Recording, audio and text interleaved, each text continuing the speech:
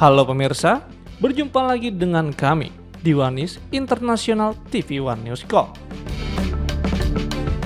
Dalam pertemuan puncak Organisasi Kerjasama Shanghai atau SCO di Beijing, Presiden China Xi Jinping menyindir Amerika Serikat dengan menuding praktik perundungan masih mendominasi tata kelola global.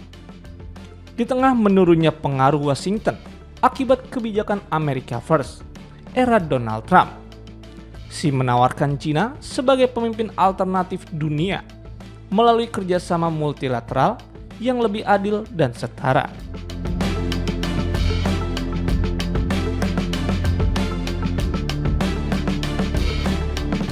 Informasi lainnya pemirsa, Presiden Venezuela Nicolas Maduro menuduh Amerika Serikat berupaya mengganti rezimnya dengan pengerahan angkatan laut besar-besaran di Karibia. Tuduhan ini muncul di tengah ketegangan yang meningkat akibat operasi militer Amerika Serikat yang diklaim untuk melawan kartel narkoba. Namun dinilai Caracas sebagai ancaman dan pembenaran intervensi. Selengkapnya hanya di Wanis International TV One News Call.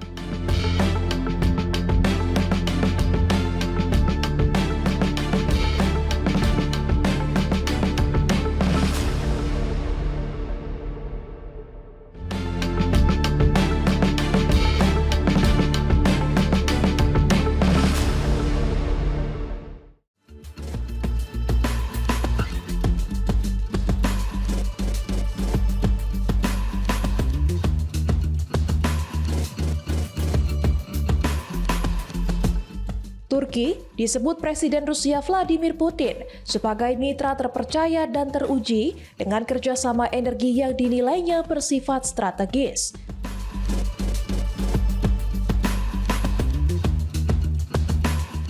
Pernyataan itu ia sampaikan kepada Presiden Turki Recep Tayyip Erdogan saat bertemu di sela-sela KTT Organisasi Kerjasama Shanghai atau SCO di Tiongkok.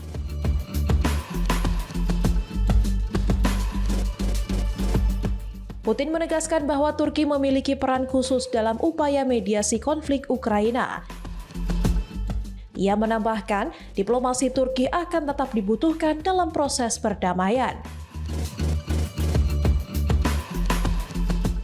Dalam pertemuan tersebut, Erdogan dan Putin juga membahas hubungan bilateral kedua negara. Isu lain yang turut disinggung meliputi perdamaian Azerbaijan-Armenia, serangan Israel di Gaza, serta perkembangan di Suriah.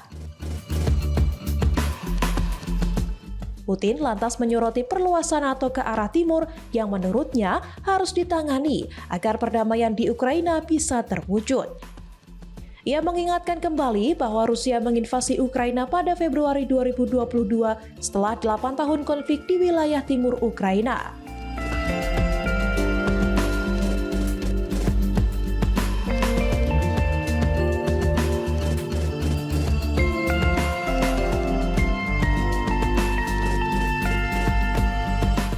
Saat ini, Rusia menguasai kurang dari 1/5 wilayah Ukraina, meski invasi itu dipandang Barat sebagai perampasan tanah brutal ala kekaisaran. Putin menggambarkan perang tersebut sebagai perlawanan terhadap Barat yang dianggap mempermalukan Rusia usai runtuhnya tembok Berlin tahun 1989.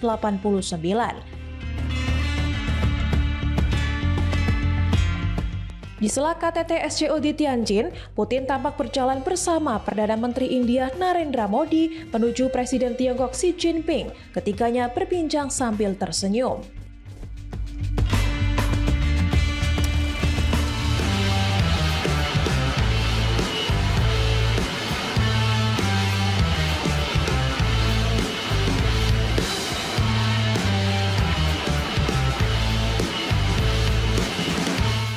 Uni Eropa disebut lebih bersiap untuk perang panjang ketimbang mengupayakan perdamaian dalam konflik Rusia-Ukraina. Pernyataan itu disampaikan Menteri Luar Negeri Hongaria, Peter Szijjártó, setelah pertemuan para diplomat tinggi Uni Eropa di Denmark.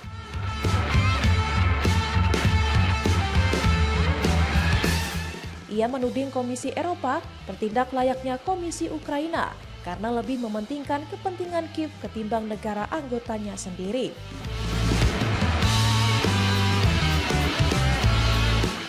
Menurutnya, Brussels dan mayoritas negara anggota ingin mengirim puluhan miliar euro untuk gaji tentara, drone, senjata, hingga operasional negara Ukraina.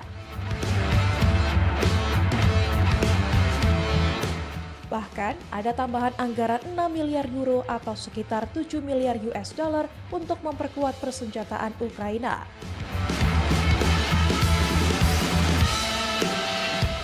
Fakta kedua, Sijarto menilai Uni Eropa melayani penuh kepentingan Kiev sambil mengabaikan kepentingan energi dan keamanan negara anggota seperti Hongaria dan Slovakia. Ketegangan makin panas setelah Ukraina menyerang pipa minyak Druzhba yang menjadi jalur vital pasokan minyak ke Hongaria. Budapest juga menuduh Kiev melanggar hak etnis Hongaria di wilayah Transkarpatia sehingga menolak pengiriman senjata dan menentang aksesi Ukraina ke NATO maupun Uni Eropa. Fakta ketiga, Uni Eropa melalui Kaja Kallas menegaskan komitmen untuk mempersenjatai Ukraina lebih lanjut dan terus meningkatkan tekanan terhadap Rusia.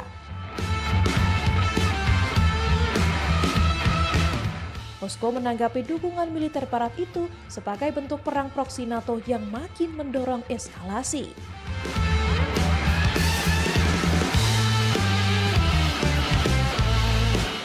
Bahkan, Menteri Luar Negeri Sergei Lavrov menilai Barat sedang menyiapkan Eropa untuk perang sungguhan dengan Rusia, bukan sekedar perang hibrida.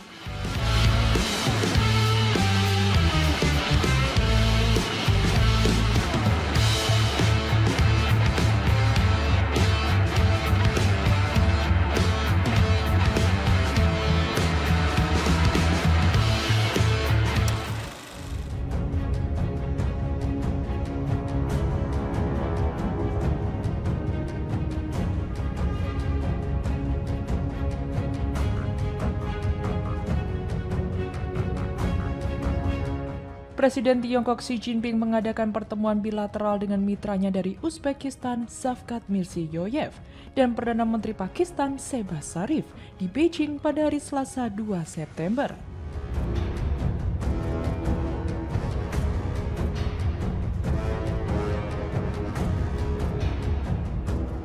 Pertemuan tersebut merupakan bagian dari serangkaian pembicaraan bilateral yang diadakan menjelang parade militer besar-besaran di Tiongkok.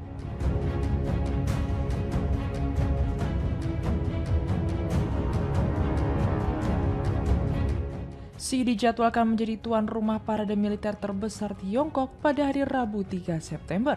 Dalam upayanya untuk mengembalikan Beijing sebagai penjaga tatanan internasional pasca Amerika Serikat di tengah ketidakpastian geopolitik yang mendalam.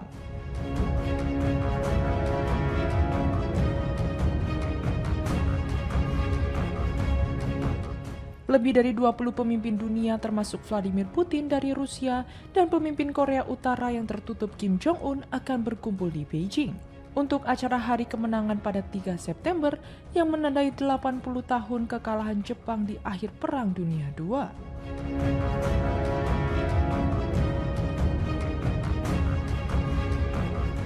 Pemimpin Korea Utara Kim Jong-un melintasi perbatasan menuju Tiongkok dengan kereta api khususnya pada Selasa pagi 2 September untuk menghadiri perayaan Tiongkok.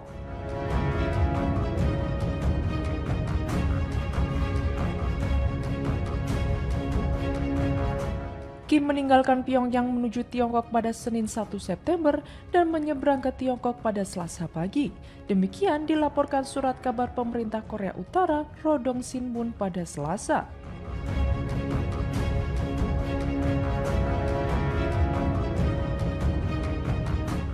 Pemimpin Tiongkok Xi Jinping telah bertemu dengan Vladimir Putin dalam pertemuan bilateral formal pertama mereka.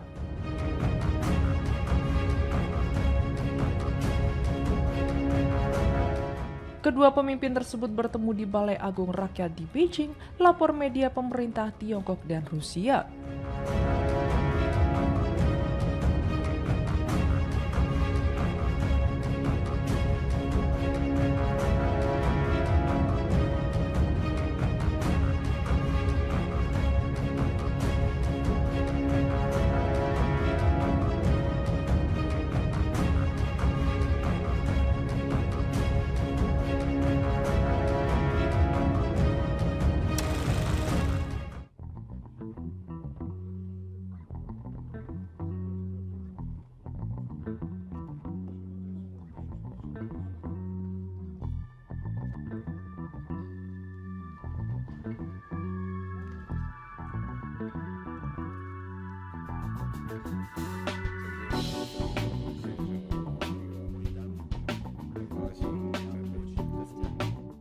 Presiden China Xi Jinping menyindir Amerika Serikat dengan mengkritik praktik perundungan dalam tata kelola global pada pertemuan puncak Organisasi Kerjasama Shanghai atau SCO di Beijing.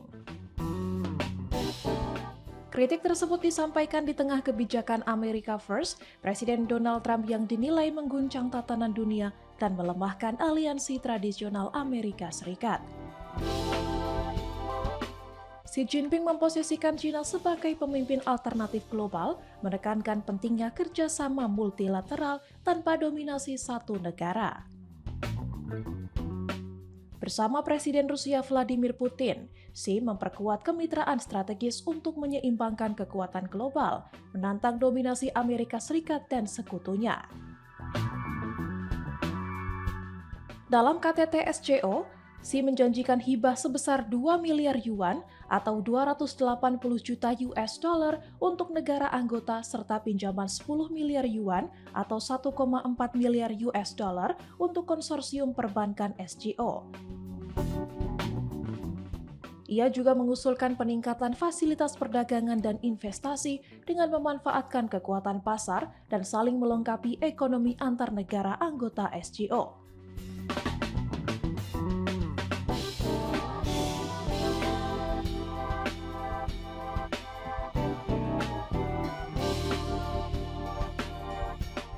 Xi meluncurkan inisiatif tata kelola global baru, melanjutkan visi sebelumnya tentang keamanan, pembangunan dan peradaban untuk membentuk tatanan internasional yang lebih adil. Sementara itu, kebijakan luar negeri Trump yang berfokus pada kepentingan nasional Amerika Serikat diyakini telah mengurangi pengaruh Washington di panggung global. Putin yang hadir dalam KTT tersebut mendukung langkah China untuk menciptakan keseimbangan kekuatan dunia yang tidak didominasi oleh Barat. Kemitraan erat antara China dan Rusia ini dianggap sebagai respons terhadap isolasionisme Amerika Serikat di bawah kepemimpinan Trump.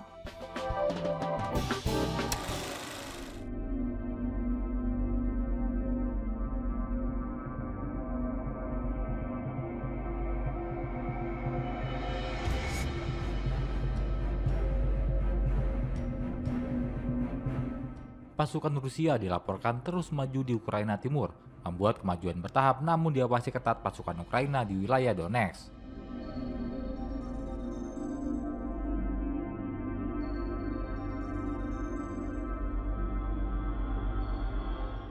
Merangsaknya pasukan Rusia ini terjadi saat pemerintahan Amerika Serikat melalui presidennya Donald Trump berupaya menengahi kesepakatan damai antara Moskow dan Kiev.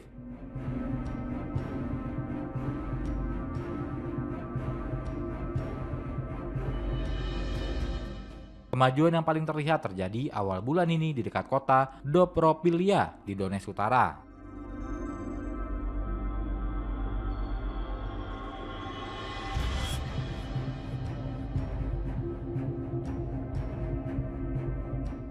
Tempat pasukan Rusia menyerbu maju dengan dua cabang yang menyerupai telinga kelinci.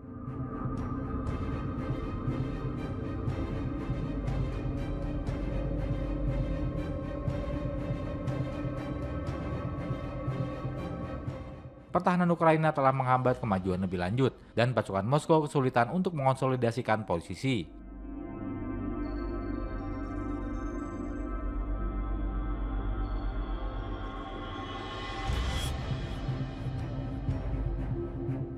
Hitungan independen yang dilakukan oleh kantor berita Media Zona yang diasingkan dan layanan BBC Rusia menyebutkan jumlah kematian personil militer Rusia yang terkonfirmasi di atas 120.000. Meskipun jumlah korban sebenarnya diyakini jauh lebih tinggi.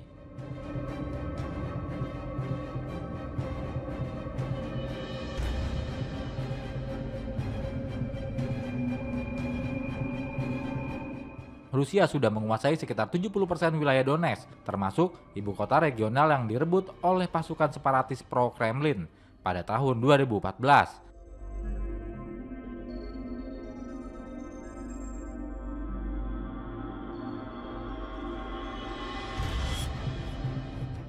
Apa yang masih berada di tangan Ukraina memiliki bobot strategis yang sangat besar, yang diyakini banyak orang sebagai alasan Presiden Vladimir Putin mendesak Kiev untuk melepaskannya sebagai bagian dari kemungkinan perjanjian damai.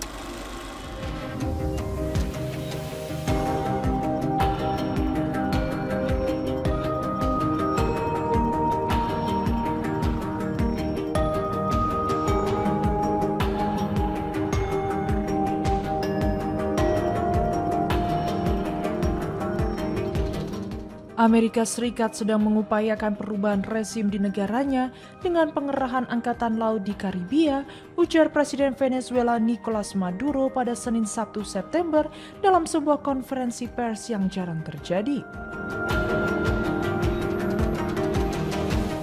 Ketegangan antara Amerika Serikat dan Venezuela telah meningkat dalam beberapa pekan terakhir di tengah peningkatan kekuatan Angkatan Laut Amerika Serikat yang besar di Karibia Selatan dan perairan sekitarnya.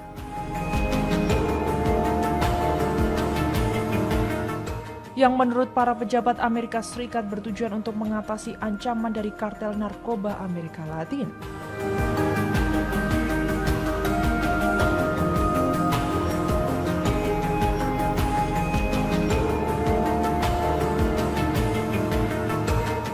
Presiden Amerika Serikat Donald Trump telah menjadikan pemberantasan kartel narkoba sebagai tujuan utama pemerintahannya. Bagian dari upaya yang lebih luas untuk membatasi migrasi dan mengamankan perbatasan selatan Amerika Serikat.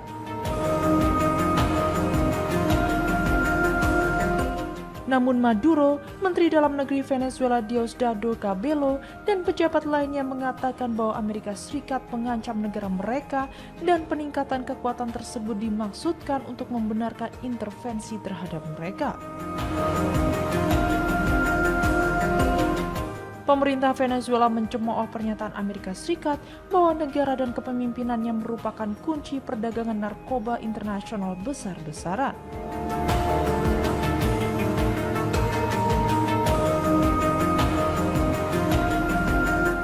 Pada awal Agustus, Amerika Serikat menggandakan hadiahnya untuk informasi yang mengarah pada penangkapan Maduro menjadi $50 juta atas tuduhan perdagangan narkoba dan hubungan dengan kelompok kriminal.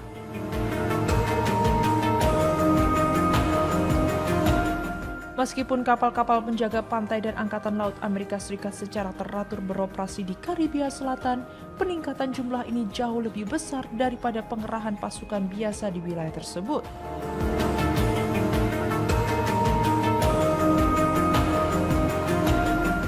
Namun belum jelas bagaimana kehadiran militer Amerika Serikat akan mengganggu perdagangan narkoba.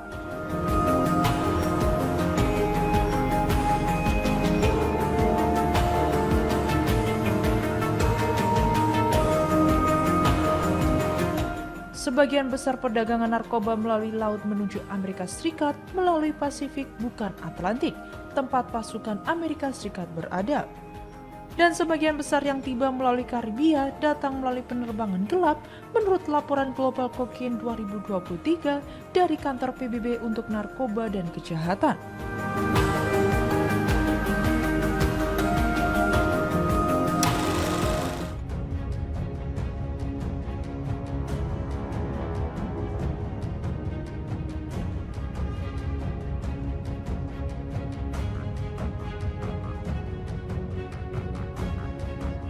Kim Jong-un, pemimpin Korea Utara, melakukan perjalanan ke Tiongkok dengan kereta khusus pada Selasa pagi 2 September untuk menghadiri peringatan berakhirnya Perang Dunia II setelah menyerahnya Jepang sekaligus parade militer besar-besaran.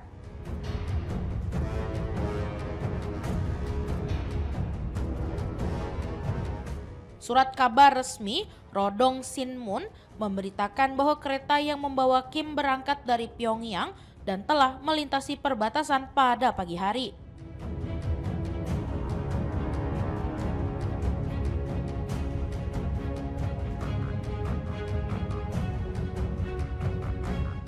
Ia dijadwalkan tiba di Beijing menjelang siang.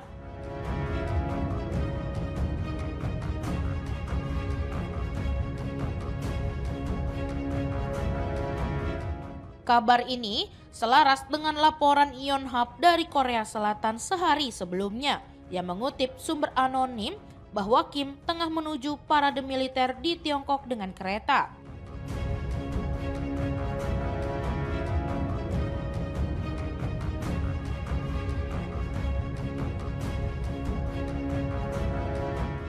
Rodong Sinmun juga mempublikasikan foto-foto Kim bersama rombongan pejabat senior, di antaranya Menteri Luar Negeri Choi Son-hui.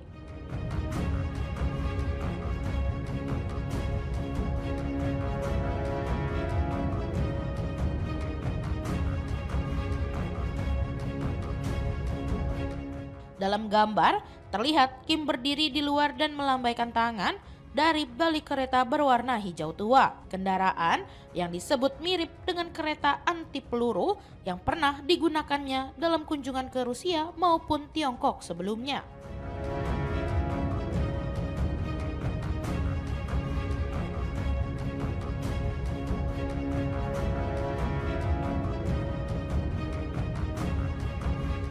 Sebelum berangkat, media pemerintah KCNA melaporkan Kim meninjau sebuah laboratorium misil.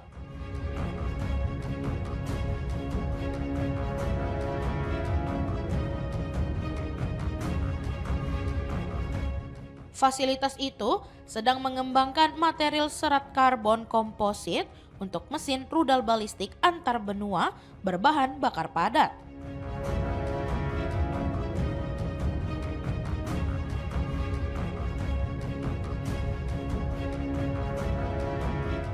Mesin baru tersebut diklaim memiliki daya dorong hingga 1960 kN dan akan diaplikasikan pada sistem rudal Hwasong 19 serta generasi berikutnya Hwasong 20.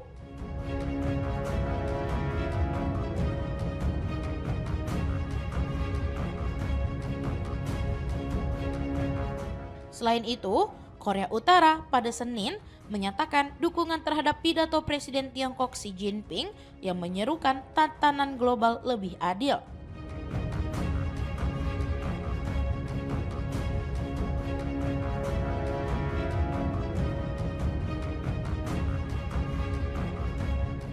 Dalam pernyataan resmi Kementerian Luar Negeri, Pyongyang menegaskan hubungan erat dengan Beijing akan terus diperkuat untuk mendukung visi tersebut.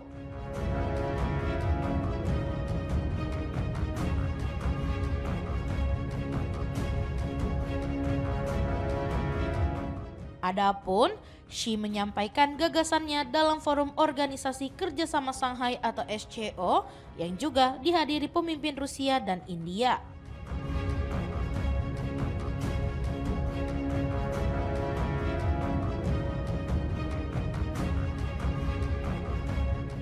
Ia menekankan perlunya membangun sistem keamanan dan ekonomi internasional yang berpihak pada negara-negara Global South sebagai tandingan terhadap dominasi Amerika Serikat.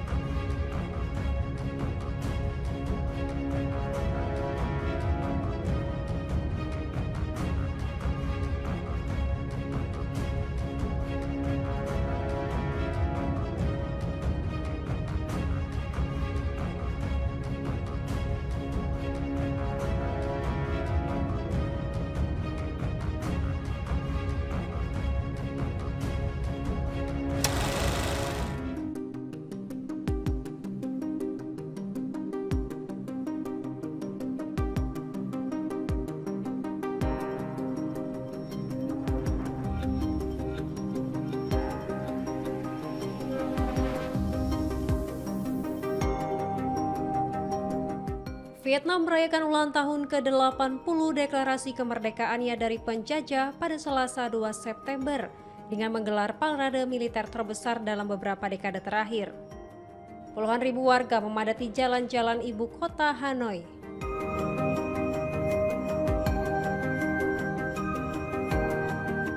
Sebagian besar dari mereka mengenakan kemeja merah dan mengibarkan bendera nasional.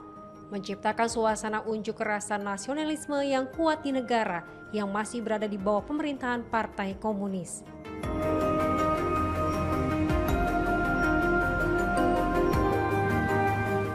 Parade tersebut menampilkan peralatan militer tercanggih milik Vietnam termasuk tank, rudal, helikopter, dan jet tempur.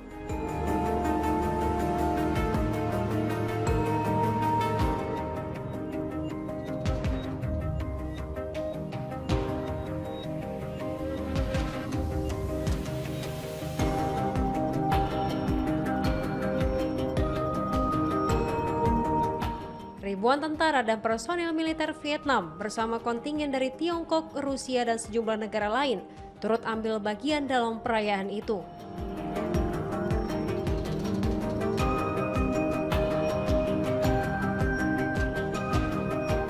Selain di darat, perayaan juga digelar di laut, tepatnya di Teluk Cam Ranh. Armada kapal selam dan fregat milik Vietnam, sebagian besar diantaranya didatangkan dari Rusia, ikut ditampilkan dalam demonstrasi kekuatan militer.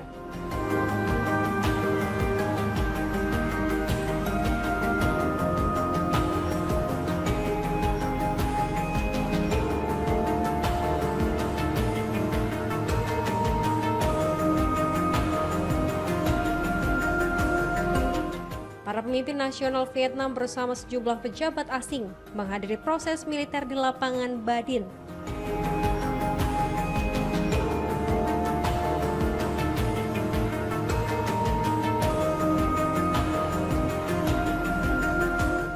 Di lokasi bersejarah inilah pada 2 September 1945, pemimpin revolusioner Ho Chi Minh membacakan deklarasi kemerdekaan Vietnam.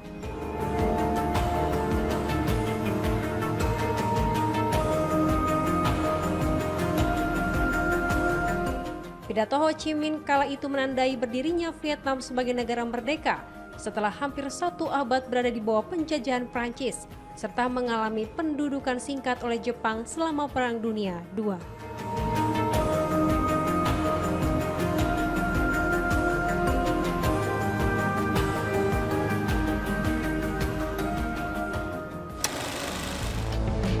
Demikian informasi yang dapat kami sampaikan pemirsa. Terima kasih telah bergabung bersama kami. Sampai jumpa di One News Internasional berikutnya. Setiap pukul 8 malam hanya di kanal YouTube TV One News Corp.